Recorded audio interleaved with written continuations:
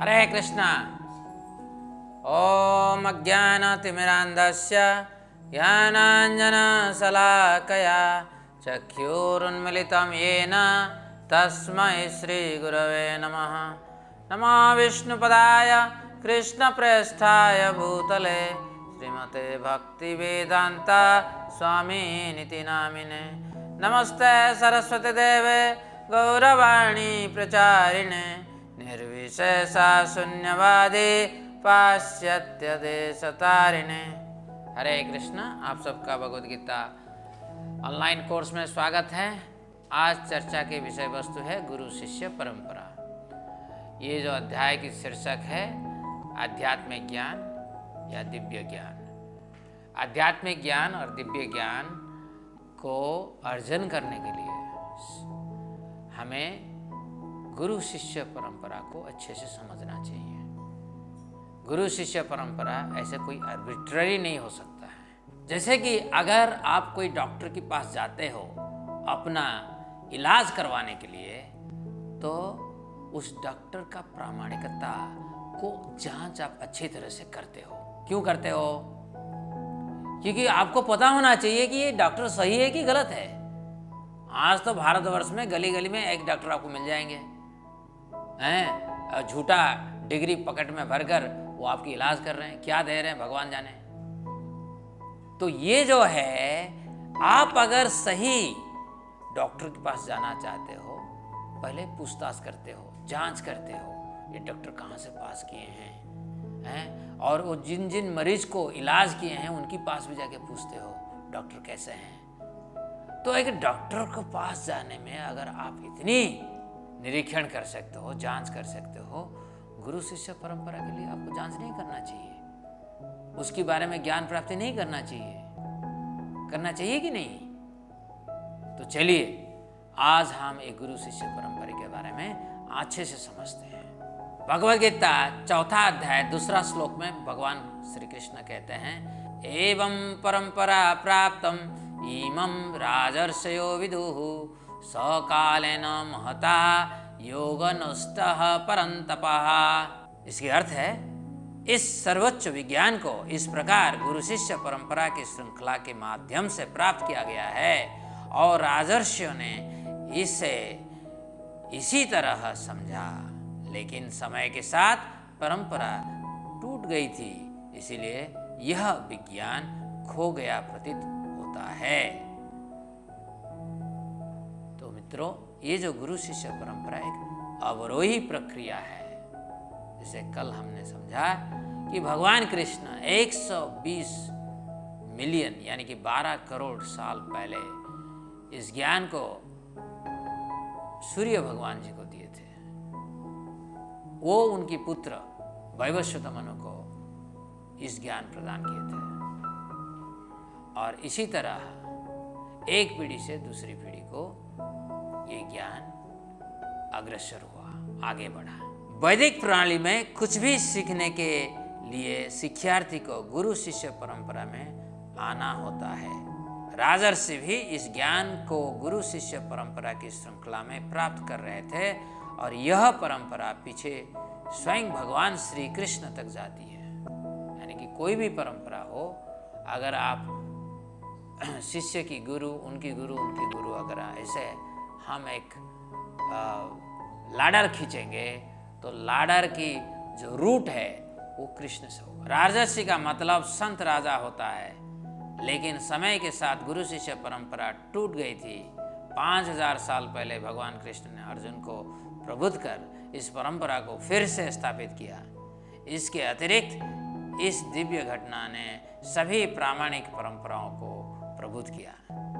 हम निम्नलिखित अर्थ में ब्रह्मा माध्व गौड़ीय संप्रदाय में भगवद गीता के इस विज्ञान को सीख रहे हैं। आप पूछ सकते हैं कि ये जो भगवद गीता की ज्ञान आप लोगों के पास पहुंच रहा है, ये गुरु शिष्य परंपरा में है या नहीं? तो उसकी उत्तर है, ये है। ये ब्रह्मा माध्व गौड़ीय संप्रदाय है। पहले ब्रह्मा जी के शिष्य रहे नारद जी, उनके शिष्य व्यासदेव, उनके शिष्य मध्वाचार्य, तो ऐसे होते होते चैतन्य महाप्रभु की गुरु जी थे, ईश्वरपुरी उनके गुरु थे, माधवेंद्रपुरी उनके गुरु थे, लक्ष्मीपति। तो ऐसे एक परंपरा चली आ रही है भगवान कृष्ण से। और उसके बाद हम ये जो शिक्षा ले रहे हैं कृष्ण कृपामूर्ति ऐसी भक्तिवेदांत स्वामी श्रील प्रभुपाद से।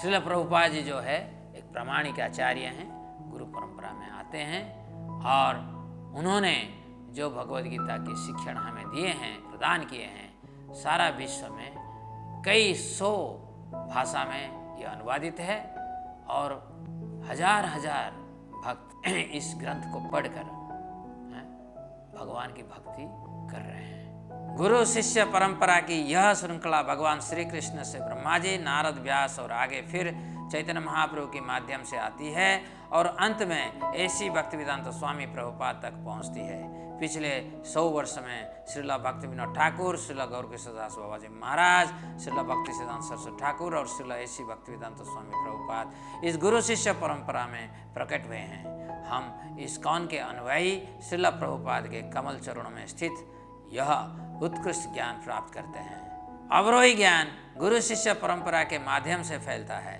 जैसे एक बिजली घर से जुड़े पावर प्लग से आप बिजली पा सकते हैं, एक प्रामाणिक परंपरा जिसका स्रोत भगवान कृष्ण है आपको भगवान कृष्ण से जोड़ सकती है।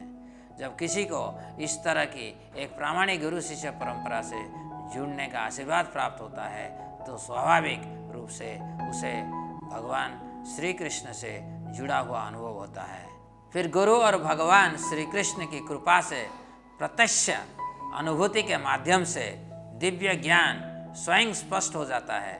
श्री चैतन्य महाप्रभु द्वारा श्रील रूप गोस्वामी को दी गई निम्नलिखित शिक्षाएं इसे स्पष्ट करती है।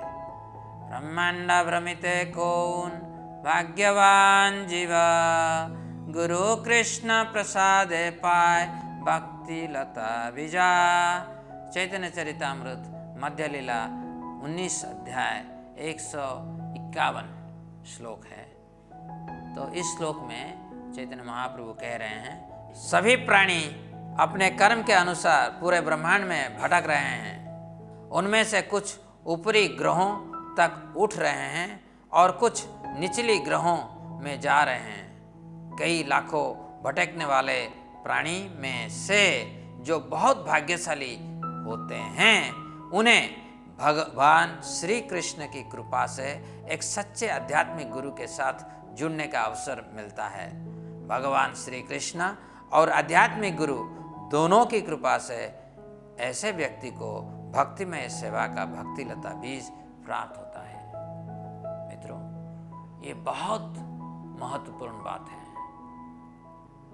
देखिए, दुनिया में करोड़ों करोड़ों लोग हैं, बहुत कम लोग आते हैं भगवान की शरण में। तो इसलिए हमें समझना चाहिए कि करोड़ों करोड़ों जन्म हम ले चुके हैं, एक ब्रह्मांड से दूसरे ब्रह्मांड, एक ग्रह से दूसरे ग्रह, और एक शरीर से दूसरा शरीर। ऐसे भटकते भटकते एक दिन एक प्रामाणिक गुरु की संगत में हम आ जाते हैं कृष्ण की कृपा से। ये कैसे होता है? जैसे कि भटकते भटकते भटकते हम कभी कभी अज्ञात सुकृति कर लेते हैं। इसका अर्थ क्या है? भक्तजन, साधुजन, संतजन इस दुनिया में कहीं ना कहीं, कभी ना कभी, हर समय घूमते रहते हैं और इनकी काम है बद्धजीव को आकर्षण करने के लिए। करते करते आप ना जाने बिना इच्छा से कभी कभी सेवा कर लेते हैं। कहीं भंडारा होता है, कभी मंदिर की निर्माण होता है, कहीं भगवद गीता की विद्यादान होता है, और आप अनजाने में कुछ सेवा कर लेते हैं। और ये ऐसे अज्ञात सुकृति प्राप्त करने से आपके मन में कभी कभी प्रश्न आ जाता है कि ये शरीर सच है? ना शरीर की परे और भी कुछ है। जब इस तरह की प्रश्न आप करने लगते हैं तो आपकी हृदय में निवास करते हुए परमात्मा आपको एक भक्त की संगत तक ले जाते हैं। तो इसलिए ब्रह्मांड भ्रमित कौन भाग्यवान जीवा, गुरु कृष्ण प्रसाद पाए भक्ति लता विचार। भगवान की भक्ति सबको नहीं मिलता है। ये भगवान शिव जी भी पार्वती को कह रहे हैं। शिव जी पार्वती को कह रहे हैं, देवी ब्रह्मांड में करोड़ों में एक तपस्या करने के लिए आता है, आत्म संयम करने के लिए आता है। और जितने आत्म संयम के लिए आते हैं, हजारों में ऐसे एक होता है जो भगवान को चरणों में समर्पण करने के लिए आता है। और जो इस तरह के लोग हैं, उनमें से एक आध भगवान राम का नाम जपते हैं और उनका भक्ति के लिए अनुप्रेरित होते हैं। और जो ऐसे भगवान राम की भक्ति करते हैं, उनमें एक आधे भगवान राम का दिव्यता को समझते हैं। किसी भी भौतिक प्रयास से दिव्यता तक नहीं पहुंचा जा सकता है। कोई कह सकता है कि वह असीमित दान देकर कृष्ण को प्राप्त कर लेगा। आप जाने होंगे, सुने होंगे कर्ण के बारे में। कर्ण बड़ा दाता थे, बहुत दान किए हैं, परंतु कृष्ण को प्राप्त नहीं कर पाए। एक अन्य व्यक्ति कहेगा कि वह गंभीर तपस्या कर कृष्ण को प्राप्त कर लेगा। रावण भी किया था, हिरण्यकश्यप भी किया था, मगर प्राप्त नहीं कर पाए भगवान को। कुछ अन्य व्यक्ति दावा कर सकते हैं कि वे दिन और रात वैदिक साहित्य पढ़कर कृष्ण को जान लेंगे। पिछले एक अध्याय में हमने आप सबको बताया था कि ब्राह्मण और कबलर मोची, इन दोनों में कौन भगवान को प्राप्त किया। और आप देखिए, ब्राह्मण बड़े निष्ठा के साथ वैदिक ग्रंथों की अध्ययन कर रहा था, परंतु अपना स्कॉलरशिप में उसका इतना घमंड था कि वो नहीं जा पाया। परंतु कबलर यानी कि मोची भगवान का भक्ति करके, अभ्यास करके वो भगवान को धाम को प्राप्त कर लिया। लेकिन किसी को भी ऐसे प्रयास से भगवान श्री कृष्ण का दर्शन नहीं होगा जब तक कि उसे गुरु और भगवान श्री कृष्ण की कृपा प्राप्त ना हो। भगवान कृष्ण भगवद गीता के श्लोक 4.34 में गुरु के महत्व पर जोर देते हैं। और ये जो चर्चा आज हम कर रहे हैं, ये श्लोक इसका मर्म है। गुरु शिष्य परंपरा का जो हार्ट है, हृदय है, वो 4th अध्याय भगवद गीता का 34वां श्लोक है। आइए एक साथ हम इसको उच्चारण करते हैं और इसको याद भी कर लेते हैं। तद्विद्धि प्रणिपातेन परिप्रश्नेन सेवया उपदेक्ष्यन्ति ते ज्ञानम ज्ञानिनम तत्वदर्शिनः। इस श्लोक की अर्थ है, आध्यात्मिक गुरु के पास आकर सत्य को जानने का प्रयास करें, उनसे विनम्रता से पूछें और उनकी सेवा करें। स्वरूप सिद्ध आत्माएं आपको ज्ञान प्रदान कर सकती हैं, क्योंकि उन्होंने सत्य का दर्शन किया है।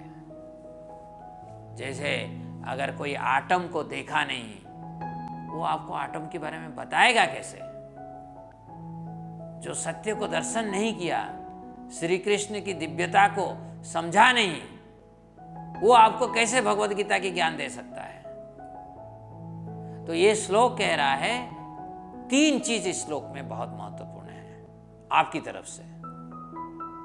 यानी कि जो दिव्य ज्ञान को अर्जन करना चाहता है, उसके पास 3 योग्यता होना चाहिए। 3 योग्यता क्या है? पहला है तद्विद्धि प्रणिपातेन, हमारे अंदर शिष्टाचार होना चाहिए। हमारे अंदर मूलभूत रूप में दैन्यता यानी कि ह्यूमिलिटी जरूर अवश्य होना चाहिए। विनम्रता ना होने पर हमें कभी दिव्यता प्राप्त नहीं होगा। दूसरा योग्यता है परिप्रश्न। आप अगर गुरु के पास जाते हैं आशीर्वाद लेने के लिए, तब आप दिव्यता को प्राप्त नहीं कर सकते हो। मैं कल इस बात को बोला था, आज दोहरा रहा हूं। क्यों दोहरा रहा हूं? क्योंकि भारतवर्ष में एक सिस्टम बन गया, स्टाइल बन गया। कोई साधु महात्मा के पास जाओ, उनके चरणों में अपना जितना सारा पाप है सब फेंक दो और सोचो कि मैं पाप शून्य हो गया। ये गलत सोच है। जब तक दिव्यता हमारे अंदर नहीं है, हम पाप हमारी से चले जाने से पर भी और पाप कर्म हम करते जाएंगे। पाप की बीज जो है हमारी हृदय से तब तक नहीं निकलेगा जब तक हमारी दिल में, हमारी हृदय में दिव्यता की प्रकट ना हो। इसलिए मित्रों, परिप्रश्न, आप प्रामाणिक गुरु के पास जाना चाहते हो, आपके मन में प्रश्न होना चाहिए। प्रश्न दिव्यता को लेकर। जड़ जगत का स्रोत क्या है? दिव्य क्या है? दिव्य जगत कहां पे है? मैं आत्मा हूं, आत्मा की स्वरूप, इसको कहते हैं दिव्य, सच्चित आनंद। ये क्या होता है? किस तरह की सब्सटेंस है? मैं तो सुना हूं हाइड्रोजन मॉलिक्यूल, ऑक्सीजन मॉलिक्यूल, परंतु ये डिवाइन मॉलिक्यूल क्या होता है? इस तरह के प्रश्न होना चाहिए। अगर प्रश्न नहीं है, हम गुरु के पास जाकर क्या ज्ञान अर्जन करेंगे? और तीसरा योग्यता है सेवा, सेवा भावना। किसके लिए? गुरु और कृष्ण के लिए। गुरु कृष्ण की रिप्रेजेंटेटिव होते हैं। जैसे हम कृष्ण को सम्मान देते हैं, इसी तरह का प्रामाणिक गुरु को भी हमें सम्मान देना पड़ेगा। सेवा, उनकी बात को स्वीकार करना, उनकी बात के अनुसार हमें अपना कर्म को निभाना, इसको कहते हैं सेवा। सेवा नहीं कि गुरु की चापलूसी करना, नहीं। सेवा का अर्थ है गुरु जो कह रहे हैं, जैसे कि ऐसी भक्तिवेदांत स्वामी प्रभुपाद हम लोगों को कहे हैं, आप भगवद गीता खुद सीखो और दूसरों को सिखाओ। ये है गुरु की सेवा। गुरु जी की सेवा ये नहीं है कि गुरु जी की पैर मर्दन करना या दबाना और उनका चापलूसी करना, नहीं।